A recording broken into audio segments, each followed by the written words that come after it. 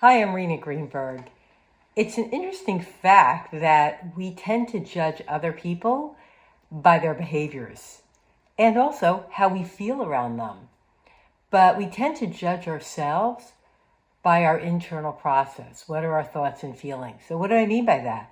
Well, let's say someone else comes at you and they're in a bad mood, but they come at you with anger or bad energy or just you don't feel good around them. In general, we tend to react to that in one way or another. We might give them back what they're giving us. We might find ourselves pulling away. We might find ourselves even internally judging, criticizing, maybe going to someone else and talking about them. So what is happening is that we're reacting to how we feel around a person, how that person is behaving towards us, and that then is directing our own reactions. Not really responses, because a lot of times it's really knee-jerk. We don't even think about it. Wow, we just got, slammed with some anger or some accusation or bad energy, and we immediately want to either fling it back in one way or another, right? But when it comes to our own energy, we tend to judge ourselves by how we're thinking and feeling. So let's say you come home from work, you're upset, maybe you're holding your car keys in your hand. You may slam them down on the counter just a little bit harder than you need to. And if you live with other people, they may react to this energy. Wow, is this, let's say you're a mom or dad. Is mom or dad in a bad mood, or what's going on? It's my partner, I better stay away, And so it kind of sets up a chain reaction in the people who we live with. And if it's our family, then, our loved ones. But what's really happening inside ourselves, we may feel, is that, hey, this is a call for love. Like, I come home, I've had a really hard day. I was stuck in traffic for an hour. My boss was really hard on me today. And yeah, I came home and maybe I set those keys down a little harder than I needed to. But, what do we want? We want love, we want comfort, we want attention, we want people caring. So it can be really insightful to begin to notice these patterns of the way we judge ourselves a little bit differently from the way we judge other people. Again, what I mean by that is that we judge other people by how we feel around them. If we don't feel good around another person, we're less likely to want to offer love to them unless we're making conscious decisions and conscious choices to see people's, maybe what we used to call toxic behavior or unpleasant behavior, as a call for love. And when we're really in our heart, we can often respond with love. Now, I'm not talking about taking abuse or anything like that. Obviously, a large part of being successful in relationship is being able to communicate. But the best way to communicate is not from a strong emotion. Emotions are wonderful because they teach us about ourselves and our world, what's acceptable and what's not acceptable. So if you're the recipient, you're home cooking dinner in a good mood, listening to some music, and your partner comes home and slams those keys down on the counter, you might react like, what the heck, it doesn't feel good. It can be very helpful to then process your feelings and then very strategically, with the divine wisdom that's pouring in on you because of the hypnosis and self-hypnosis that you're practicing all the time, and finding the right time to really chat with your partner and say, hey, what's going on? How you doing? And sometimes we can use different modes of communication. For example, sometimes words are not the most effective way to communicate when there is a strong emotion going on. Sometimes just offering love non-verbally and communicating that that's what you're needing. So let's say you were the one stuck in traffic, had a really hard day, and you come home and you just want to slam those keys down on the counter and rant a little bit, or withdraw, neither of which is going to be helpful because you're, in this loving relationship and you're wanting to share love with your partner or with your family. It can be very helpful to just process your own pain. And remember the SOAR. Stop, observe, ask, respond within yourself.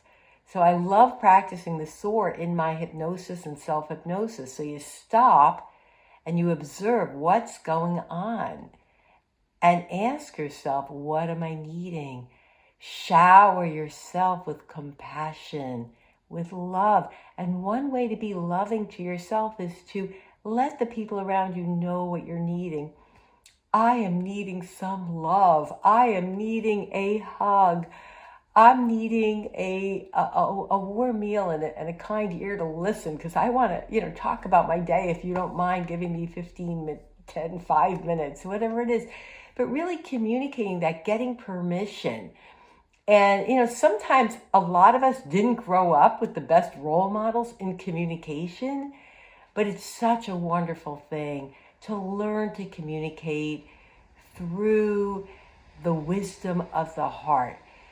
It's not about sweeping our emotions under the rug, and it's not about taking abuse or negative emotions from other people like a doormat. Not at all. It's about really tapping into that wisdom and observing, like an observer, as if you're a journalist or a scientist seeking information, seeking to understand, and including in that, yes, your own emotions.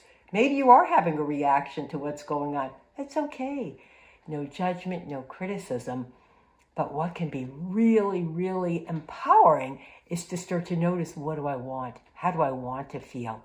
I want to feel happy with the people I love, or I want to enjoy my evening, whether it's alone or with a loved one, or maybe a friend or a colleague. And in order to do that, how do I want to feel? And just noticing where you are in the moment and noticing where you want to go. And that's where self-hypnosis can be so helpful, because it helps us to really observe where we are and then very gently take ourselves by the hand and guide us to where we want to go. So we want to get away from the whole mentality of good, bad, right, wrong. It's not that at all. It's simply cause and effect. If you were to take a bouncing ball and bounce that ball down hard, it's going to come back up at you really hard.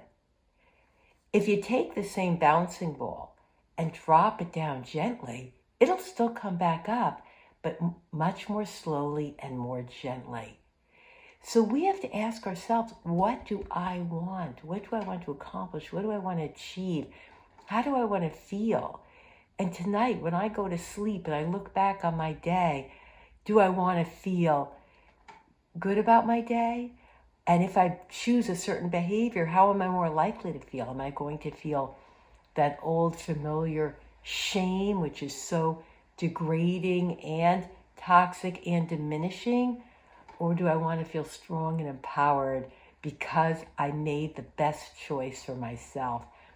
And the great news is that when we make the best choice for ourselves, so often, in fact, most likely, we're making the best choice for everyone around us. It's not selfish. When we make the choice to just take a pause, sit with our own feelings, even just for a few minutes, breathe gently in and out, and even using a little affirmation. Breathing in, I breathe in peace. Breathing out, I breathe out peace. Breathing in, I breathe in peace. Breathing out, I breathe out peace onto everyone around me. Breathing in, I drink in from the ocean of peace all around me. Exhaling, I breathe out peace to all the cells of my body and to fill all the space around me. The peace I inhale, the peace I exhale fills all the space within me and around me. And remember, it is transformative.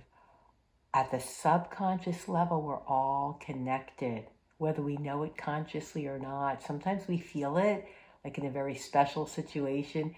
Maybe you're at a concert and everybody's standing there with their phone and you look around and you're like, wow, we are one. That is so cool. Or maybe in a spiritual or religious setting, you've felt that oneness.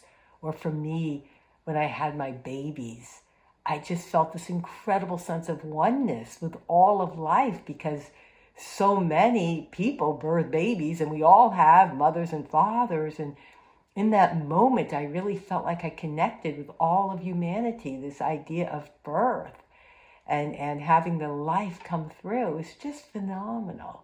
So we have these amazing moments of connectedness. And then there are the moments where we feel separate. Maybe we don't feel connected. And that's why it's so important to take the time every single day to cultivate, and I mean cultivate.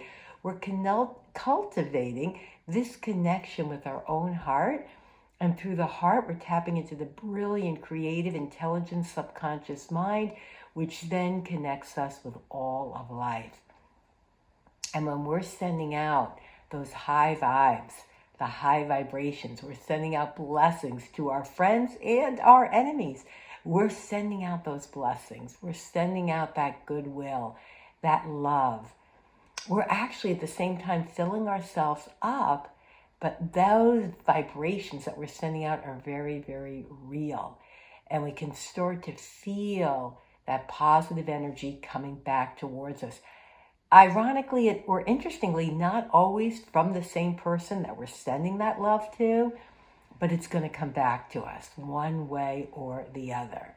Because remember, God is the ocean, the people are the rivers. Some rivers do dry up, they just do. But that's okay, because the ocean of love, peace, and safety, and strength, and creativity, and wisdom, and abundance, and prosperity, that ocean is always within and around us. It's always within and around us, and it is connecting us with all of life. So it's such a joy, a privilege, and a blessing to share this with you. Remember to practice your self-hypnosis every single day. It's perfect if you can do it 10, 15, 20, 30 minutes alone in a quiet place. But the more you practice like that, the easier it is to call upon it throughout the day. Just a quick hand on your heart, even a finger here on your chest, closing eyes even for a moment, and recentering, rebalancing, getting back that equilibrium, that sense of self, that connection to the source of love within, imagining that beautiful pink light emanating from your heart, just filling yourself and the space around you with love. And it takes practice. It really does, because we don't always feel loving. We do not, and that's okay. Love the places within you that don't feel loving. And that's a wonderful strategy as well. Just look at your own thoughts and feelings. Maybe they're not loving today. That's okay. Just tell yourself, you speak your name, and let yourself know, I love you anyway. Even though you're feeling angry, even though you're feeling sad, even though you're feeling lethargic, even though you are in judgment, I love and respect you anyway. Say your name. God bless. It's wonderful to be with you, and I look forward to seeing you on the next video.